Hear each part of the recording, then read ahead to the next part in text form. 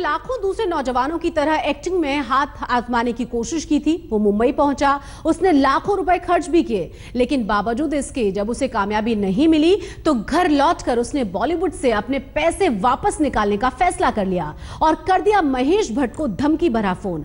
कहा अगर रुपए नहीं मिले तो आलिया को गोली मार दूंगा, लेकिन पुलिस ने जल्द ही इस धमकी भरी कहानी का एंड भी कर दिया। ये सुनना ही अपने आप में बेहद डरावना था, लेकिन रुपए मांगने वाला सिर्फ फोन करके चुप नहीं रहा, बल्कि आगे भी एसएमएस और व्हाट्सएप के जरिए अपनी यही धमकी दोहराता रहा। हार कर महेश भट्ट ने जुहू पुलिस को इसकी खबर दी और तब मुंबई पुलिस के एंटी एक्सटॉर्शन सेल ने यूपी पुलिस के साथ तालमेल बिठाते हुए इस मामले की तफ्तीश शुरू की और फिर जल्द ही वो खबर आई जिसका सबको इंतजार था। पुलिस ने टेक्निकल सर्विलांस की मदद से आखिरकार यूपी से ही उस शख्स को गिरफ्तार कर लिया जिसने रातों रात टेलीफोन कर भट्ट परिवार के रातों की नींद हराम कर दी थी। तो पैसे मांगना और क्या, एक्सटॉर्शन। आलिया का भी नाम ले रहा है। देखिए आलिया बिल्कुल, देखो वो क्या है, आलिया का नाम इसलिए ले रहा है कि आलिया स्टार है, मगर हमारे लिए तो वो बेटी है ना, हमारी स्टार थोड़ी है, वो हमारी बच्ची है। वो तो उससे नाम लिया, उससे पूरे परिवार को धमकाया। वो नाम लिया तो कुछ एक शख्स का नाम बबलू, मगर मैं उनको पब्लिसिटी देना नहीं चाहता हूँ। इसी के साथ भट्ट परिवार ने न सिर्फ राहत की सांस ली, बल्कि खुद महेश भट्ट ने ट्वीट कर पुलिस वालों का शुक्रिया अदा किया। उन्होंने कहा कि ये मेरे लिए बगैर बादल बिजली गिरने वाली बात थी, लेकिन मैं शुक्रगुजार हूं महाराष्ट्र और यूपी पुलिस का, जिन्होंने मुझे वसूली के लिए फोन करने वाले गुनहगार को वक्त रहते पकड़ लिया और एक गुनाह को शुरुआत में ही कुचल दिया। पुलिस ने इस सिलसिले में एक शख्स को गिरफ्तार किया है। उसका नाम संदीप साहू बताया गया है। खबरों के मुताबिक साहू कुछ समय पहले फिल्मों में करियर बनाने मुंबई पहुंचा था और यहां उसने लाखों रुपए फूंक दिए, लेकिन उसे कामयाबी नहीं मिली। फिर इसके बाद यूपी लौटकर उसने ये साजिश रची। उसने न सिर्फ महेश भट्ट को फोन किया, बल्कि एक बड़े गैंगस्टर का नाम लेते हुए रुपए जमा करवाने के लिए अपना अकाउंट नंबर भी लिखवाया। वैसे आपको बताएं कि भट्ट परिवार के साथ ऐसा पहले भी हो चुका है। 2014 में डी कंपनी से जुड़े कुछ गुर्गों ने भट्ट परिवार को डराकर रुपए वसूलने की कोशिश की थी, लेकिन तब भी पुलिस ने बदमाशों को गिरफ्तार कर लिया था।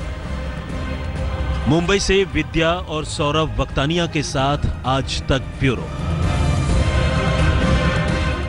मेयर पद का चुनाव 8 मार्च को है और नामांकन की आखिरी तारीख है 4 मार्च। पर मेयर कैसे और किस पार्टी का बनेगा, इसे लेकर बिल्कुल भी स्थिति साफ नहीं हो पाई है और बीएमसी चुनाव में सबसे ज्यादा सीटें पाने वाली शिवसेना जोर शोर से निर्दलियों के बीच अपनी पैठ बनाने में लगी हुई है।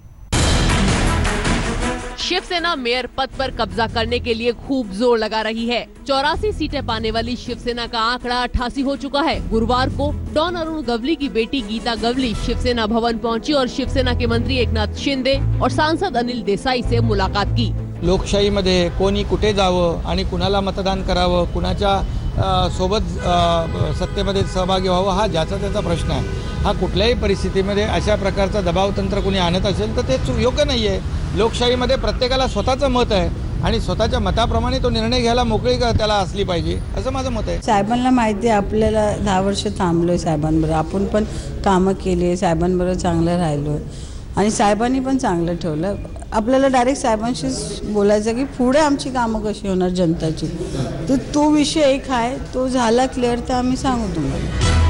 उद्धव ठाकरे अड़े हुए हैं कि मेयर शिवसेना का ही होगा। गुरुवार को उद्धव ठाकरे के पास बीजेपी प्रदेश अध्यक्ष राव साहब दानवे के बेटे की शादी का न्योता था, लेकिन उद्धव उसमें न जाकर कोल्हापुर में शिवसेना के विधायक राजेश क्षीरसागर के बेटे की शादी में जा पहुंचे। इससे दोनों पार्टियों के बीच बढ़ी हुई कड़वाहट का पता चलता है। इस शादी में उद्धव ठाकरे एनसीपी नेता और पूर्व मंत्री जयंत पाटिल से गुफ्तगू करते नजर आए। 9 नगर सेवकों वाली एनसीपी ने अभी तक अपने पत्ते नहीं खोले हैं। We have decided wait and watch। देखिए आगे 2-3 दिन में क्या होता है तय करेंगे, लेकिन एक बात राष्ट्रवादी कांग्रेस पार्टी की तरफ से मैं साफ करना चाहता हूँ कि भाजपा और सेना हमारे लिए इक्वी डिस्टेंस पर है।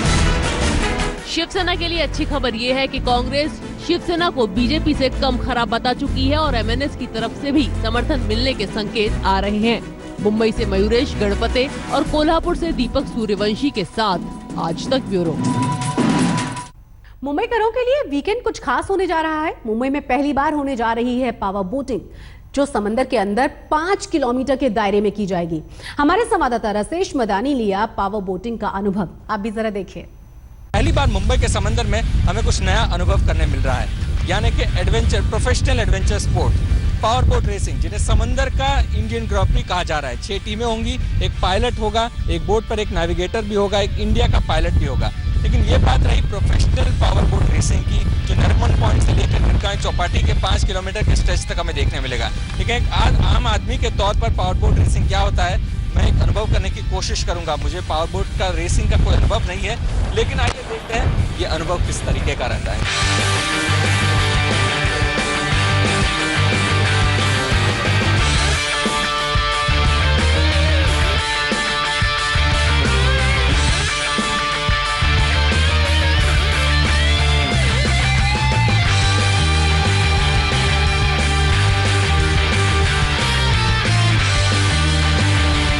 120 किलोमीटर प्रति घंटे की रफ्तार से हाईवेज पर बाई रोड हमने ट्रैवल खूब किया है, लेकिन ये अनुभव जो मैंने किया समंदर में इस गति से बोट राइड करना, ये कुछ अलग ही बात थी। इस वीकेंड पर मुंबई कर दर्शक के रूप में इस स्पीड बोट रेस को जरूर देखेंगे, लेकिन खासकर मुंबई जैसे शहर में जहां पर समंदर का इतना ज्यादा विस्तार है, एडवेंचर स्पोर्ट का पोटेंशियल बहुत ज्यादा है। कैमरामैन मंगेश सावंत के साथ रसेश मंडानी, मुंबई आज तक। और इसी के साथ मुंबई मेट्रो में बस इतना ही, लेकिन देश और दुनिया की तमाम खबरों के लिए आप देखते रहिए आज तक।